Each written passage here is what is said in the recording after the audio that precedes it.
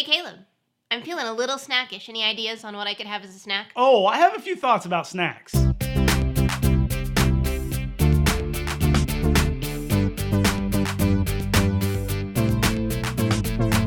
What's up, everybody? Welcome to Nonsensicality. Hey, how are you?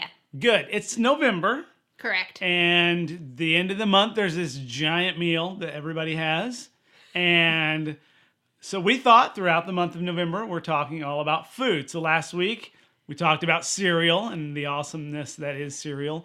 And I love cereal. And but this week, we're not going to talk about just, meal. We're going to be talking about snacks. The thing you have between your cereal and whatever else you're eating for the day, right? That's right. So, snacks are a big part of a lot of people's days. There's actually, what's funny is because I was reading up on this and I always heard that, it's better to, instead of 3 meals a day and snacks in between or whatever, it's better to have 6 small meals a day and no snacking. And then I was reading on WebMD and they're like, it doesn't matter. Because a lot of times you can end up overeating if you eat smaller meals, you eat too much because it's all about the calories. Just FYI. So snacks are a good thing. It's good to have snacks. Well, okay. I just want to say this at the onset. You have a perception of food and my perception of food wildly different. And I just want to bring this up. No. We both eat food. Yeah. Because they're probably thinking, what is he eating, like roadkill or something? No. Okay, we both eat normal food from the grocery store. But the other day, you're talking about how when we're making food. Mm-hmm, you asked, what do you want for lunch? And we have microwave burritos. I'm like, yeah, that's great. Thinking, great, 2 burritos on a plate in a microwave. That's lunch. Two just nasty white and brown burritos. Yeah, just I'm like, flour tortilla, totally nothing. fine. That's lunch. And I thought, gross. That doesn't sound good at all. I mean, I like microwave burritos. Don't get me wrong.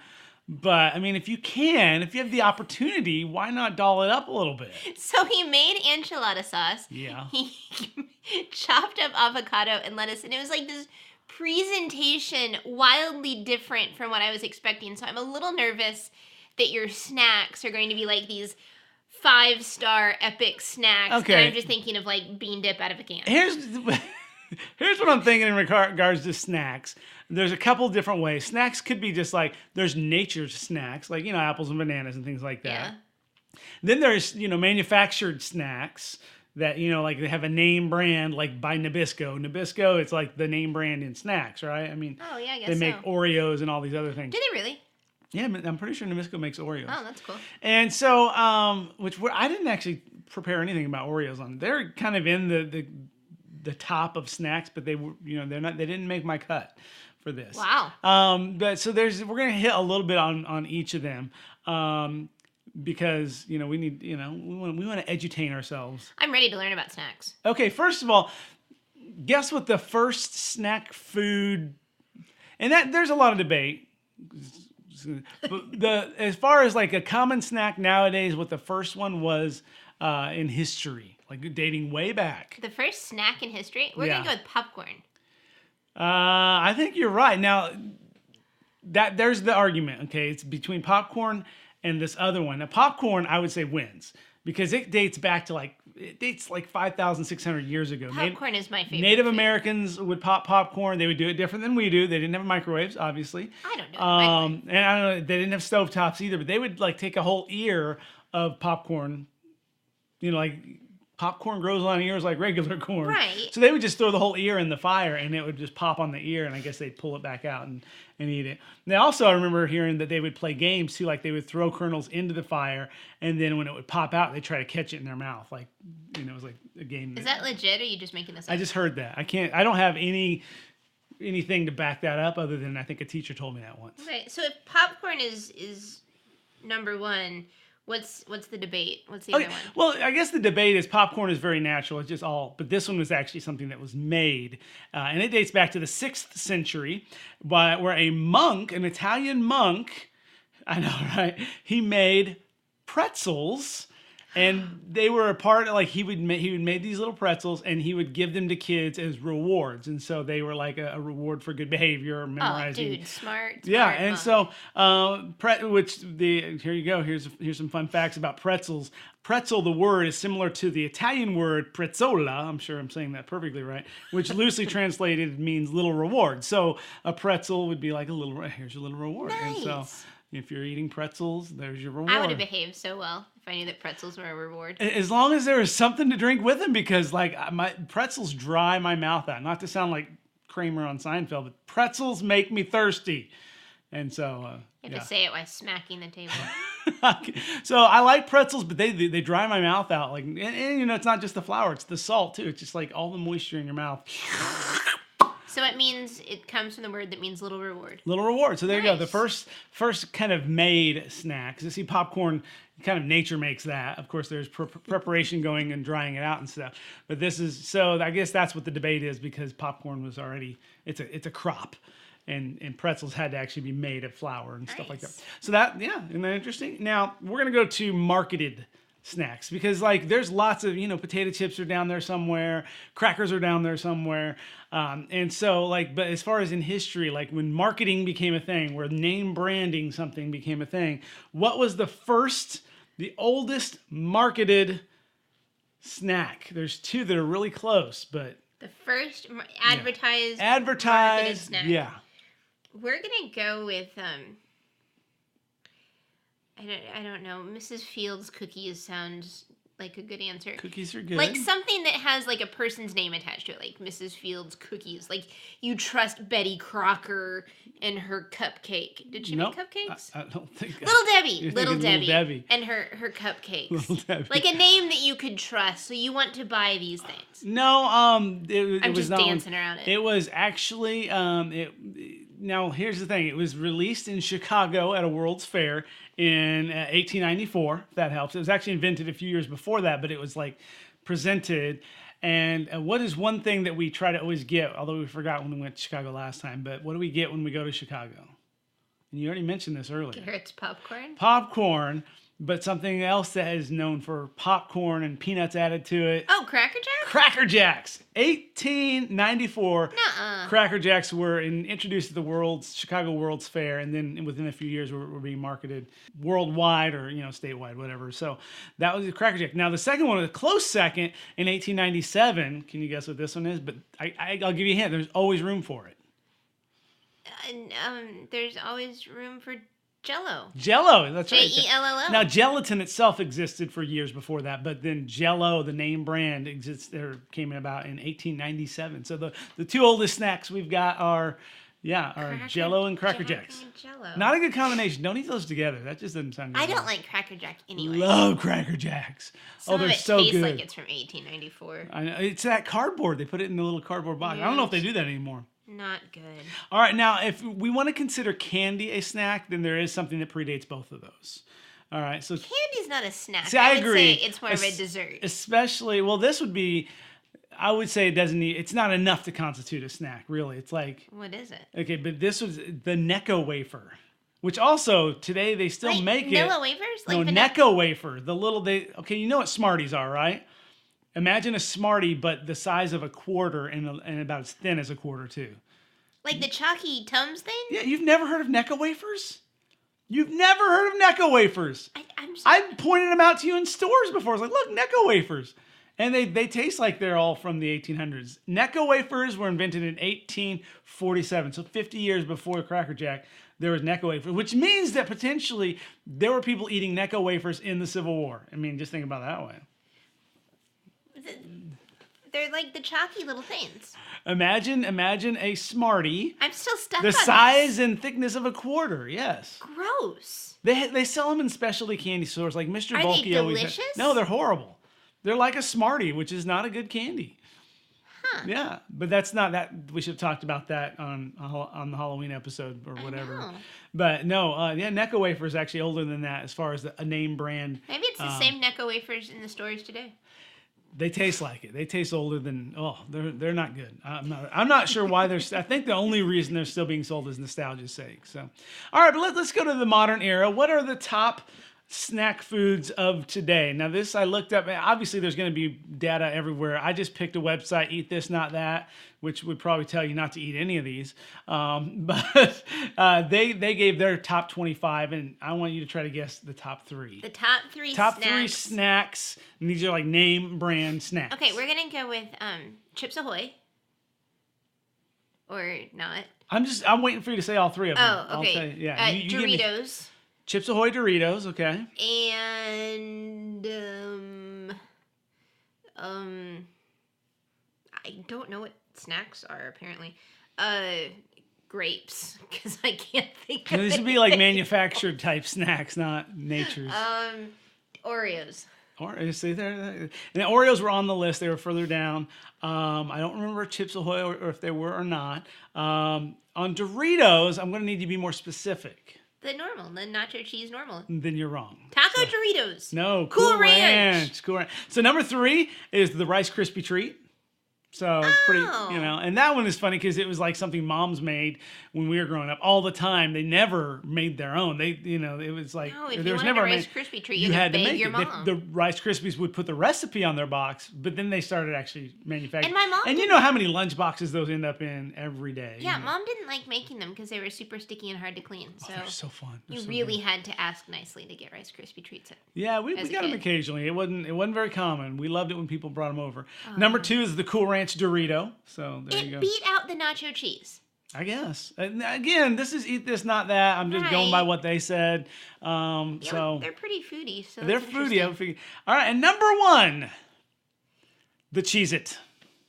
Oh, I forgot about Cheez-its, and I like Cheez-its. I know, right?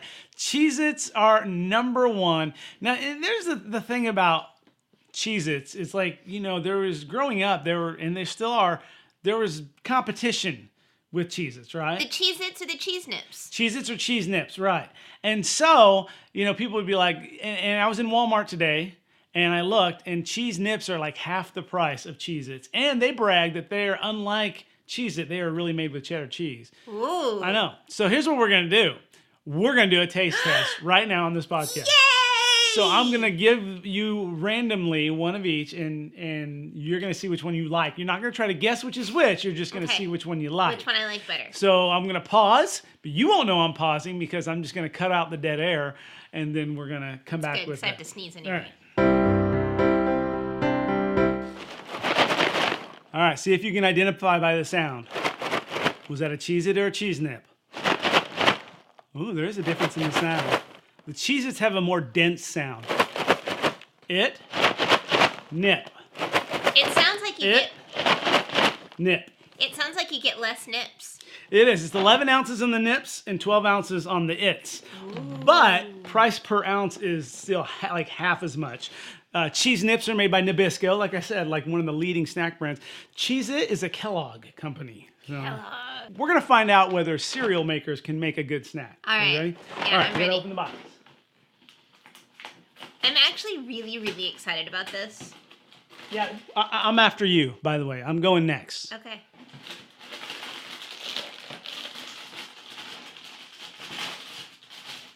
I'm going to do this really scientifically. Plus, we get lots of leftovers. Yes! All right, my eyes are closed. I'm not cheating, which is rare for me.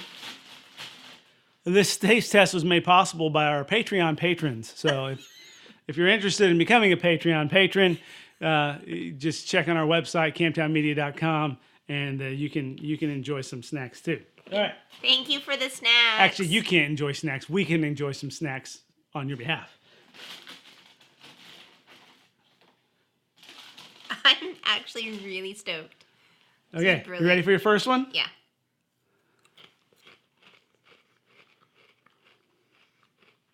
Do you need something to wash it down? No. How is it? Okay, that one was cheesy. Well, I hope so. They both have cheese in the name. It was okay. It was good. Okay. Hear the crunch? I know, this feels awkward. It's like that. What is that AMSR stuff that they do now? I'm eating a cheese nip. The first one you tasted cheese like right away. Uh-huh. And the second one, it wasn't almost until after you like started to swallow a little bit that you tasted any cheese at all. So I like the first one better. Really? So by blind taste test, you like the cheese nip. Whoa! Yes, you had cheese nip first and then cheese it. So it's cheaper and you actually like the taste better because you get hit with that nacho cheese flavor, right? Or that cheddar cheese flavor right away, which is what it says on the box. Cheese Nips has real cheddar cheese. Original Cheez-It doesn't. Dun, dun, dun. Isn't that crazy? All right. Are you ready to do me? Yeah. All right. All right. Man, I like how they're like talking trash on their box. I know. All right, close your eyes. Cheese Nips is like the Burger King of the snack cracker.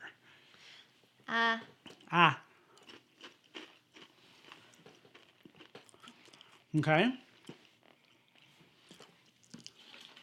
Okay. What did you think of that one? It was all right. I didn't get wowed by it. Okay. All right.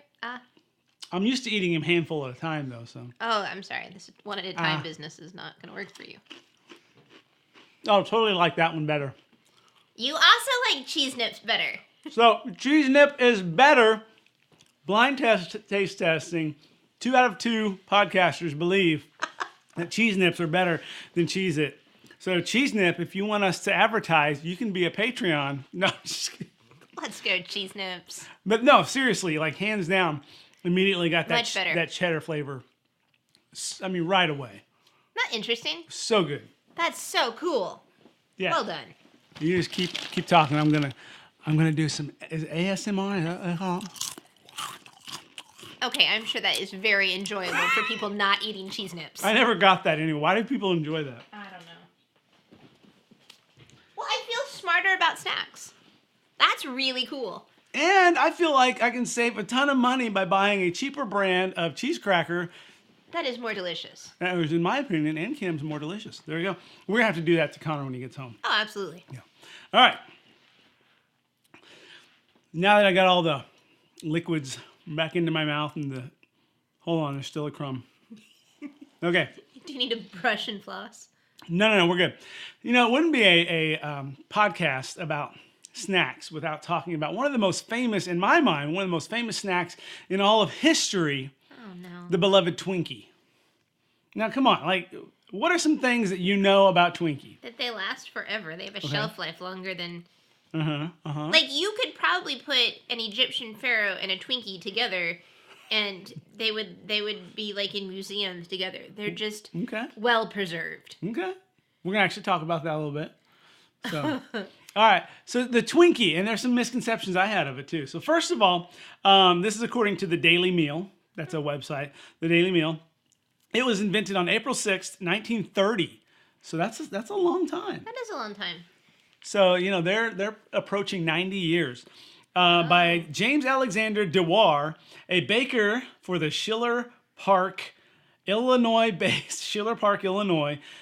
Continental Baking Company. So that was the name of the company. I would not want to answer the telephone at that business. Schiller Park, Illinois-based Continental Baking Company. May I help you? I would hang up before they were done saying he hello. invented the Twinkie. This guy invented the Twinkie. So his name was James Alexander Dewar, also known as Mr. Twinkie later on. He invented it because what that baking company had was they had a cream-filled strawberry shortcake manufacturing machine. So they had a machine that made cream-filled strawberry shortcakes. Okay. Yum. I know, like, where is that now? But the thing about strawberries is they're seasonal, or they were in the 30s anyway. Now they seem to be on the shelf all the time. But anyway, in the 30s, strawberries were seasonal. So in the off season, when strawberries were not, they needed something to do with the he machine. wanted something to do with that machine to keep it working. And so he invented the Twinkie. Now the Twinkie, original Twinkie filling actually had a flavor besides vanilla. What was that flavor? You probably wouldn't eat it if it had that flavor today. Put it that way. Chocolate? Nope. No, they make those now. That's really good. Banana. Ew. Banana was the flavor. Way to ruin a Twinkie. What? I love bananas. Kim hates bananas. Gross. Anyway, but like everything good with World War II, there was banana rationing. They rationed everything good in World War II. Sugar but apparently kept rationing them. Well, They don't make it with banana anymore. So he substituted vanilla instead, which baffles my mind because like one little vanilla bean's like $8, and a whole stalk of banana is not even $8. So But anyway, it's so good. so he replaced the banana with vanilla, and people liked it so much they just kept it that way. So it was actually a good move. Thank you. But- If you can think of one good thing that came from World War II, which that's kind of a dim way to put it, but you got vanilla instead of Twinkies. Why were they named Twinkies though?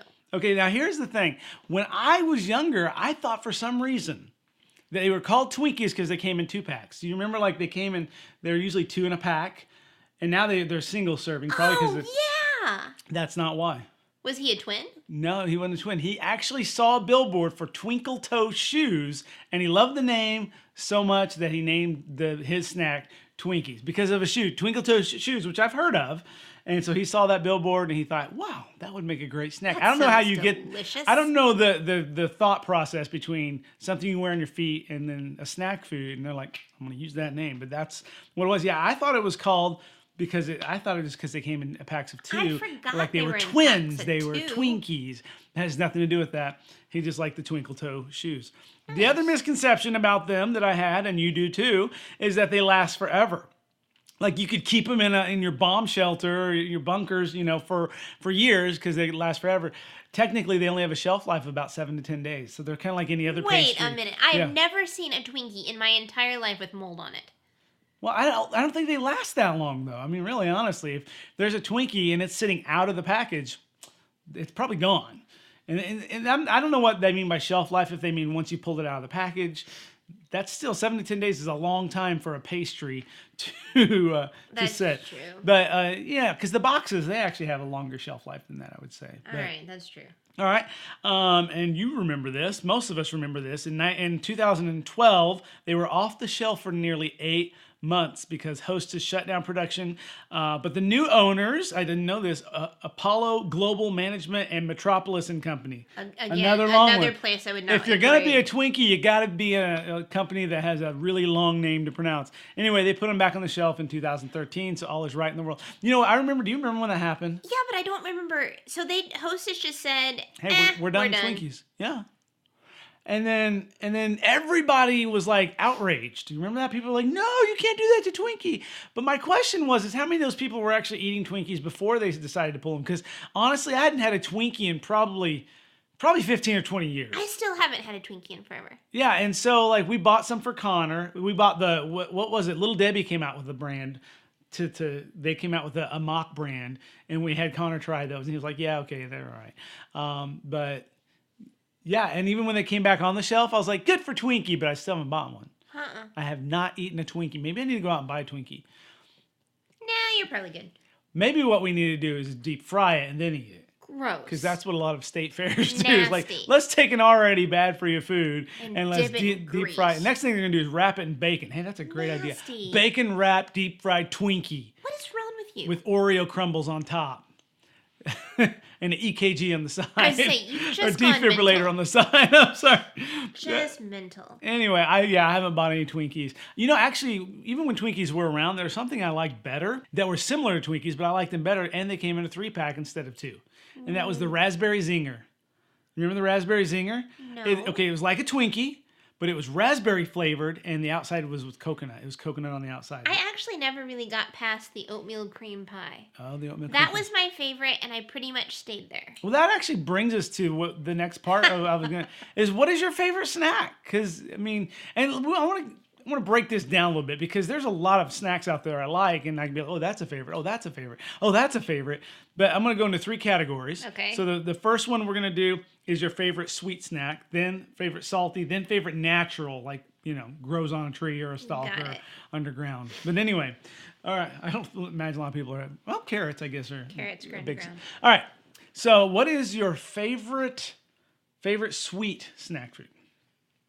When I was a kid, my stepdad used to shop at, it was like an Aldi's, but it wasn't Aldi's. It was Save-A-Lot, I think, or something. But anyway, they had like this store brand of these really soft, delightful chocolate chip cookies with like chunks of chocolate chip. They're like 99 cents a package. Oh, they're fantastic. Like the chocolate chips were the size of your thumbnail, so Those. Those. I Now- don't even Matt's maybe, or it was like Matt's. name of a person. Yeah.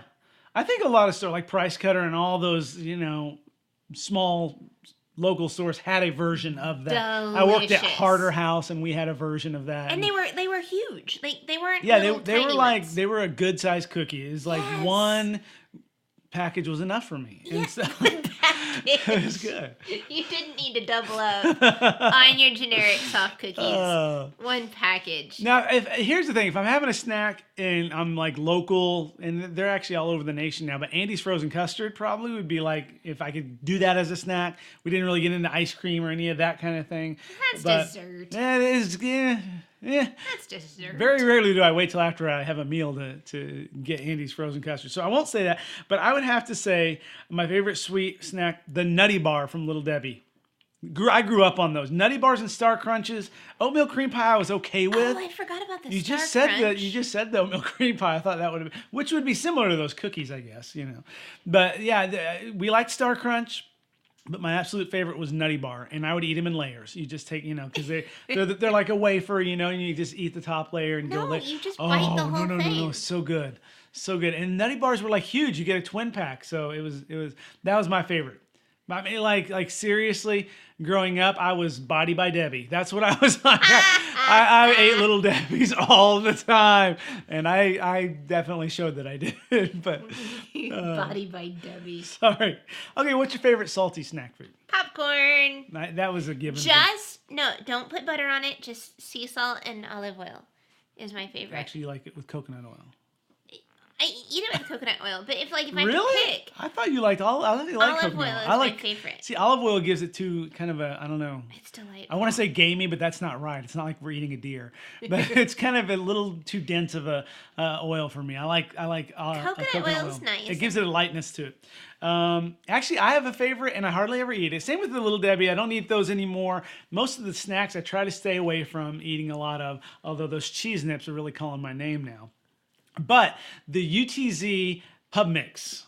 Like, they come in a big cylinder, plastic cylinder with the little ryes and the little Melba toasts and all that. Yeah. Oh, yeah. I'm a fan of the pub I like mix. the rye toasts. The rye, I know. And whenever Gardetto's came out with just the rye, Yeah, those I mean, are nice. that was bad news for me. I was going to just... See, I never remember the good snacks until after you said them. Well, I had time to prepare. I was taking notes, throughout the day today. So I actually had time to think through it. But yeah, I love the UTZ pub mix. Yeah. How do you... Utz's? I just say UTZ. I don't know what it's called, but you know what I'm talking about, right? Yeah. It's the pub mix. So Yum. it's kind of like a Chex Mix, but in my opinion, better. But It way better. It doesn't have the Chex in it. So they got rid of the Chex and just did the Kept mix. the good bits. Yep. Okay, what about your favorite healthy snack or Blueberries. natural snack? Okay, I didn't have to get Blueberries. blueberries. Very good. And Very good. Like it's a test. I knew Correct that. answer. You were correct. I mean, if you would have said anything else, you'd have been called out on that. Because, as I like to say frequently, Kimmers love blueberries. I mean, Yes. that's just what it is. My favorite, can you guess? Your favorite healthy snack? Bananas. Yeah, bananas. Bananas. So I love them. And they are the number one produced, or the number two, I guess. Tomatoes is but number they're one. just We talked about in our freaky food gross. fact. No, I love bananas. You don't hate bananas. It's just bananas hate you. That's the problem. That's true, but it's not good. Yeah. So, that's a lot of fun snack food. I'm getting hungry now. I'm going to finish some cheese nips. Not going to lie. We actually ate lunch before this episode just so we wouldn't get hungry talking about it. But I think I'm going to have a few cheese You need a nips. snack. I need a snack. But here's what we're going to do. On our Instagram, at Camptown Media, we want to know what you think. Maybe you can take the taste test. But we're going to do cheese nip versus Cheez-It. I guarantee people sight unseen will say Cheez-It, but if they were to try it, then that's my challenge to you, is actually give it a go, give it a try, and actually try the cheese nip over the Cheez-It. And I agree with you. You don't get really much cheese flavor on the Cheez-It until you're getting towards the end. Yeah. And then it's too late. I've wasted all my mouth chewing energy My mouth chewing energy. on very little flavor. Whereas the cheese nip, you get to enjoy it right away. Right in the beginning. So if you're going to vote, which I encourage you to vote, but taste test, because then you actually expand your horizons there. That's and right. then maybe I'm wrong. Maybe the world disagrees with us. I have a feeling Cheez-It's going to win, though. and they're going to be wrong. We're just going to tell you, if Cheez-It wins, you're wrong. You're But that is it for today. Thanks for checking us out, and we'll see you next time. Goodbye.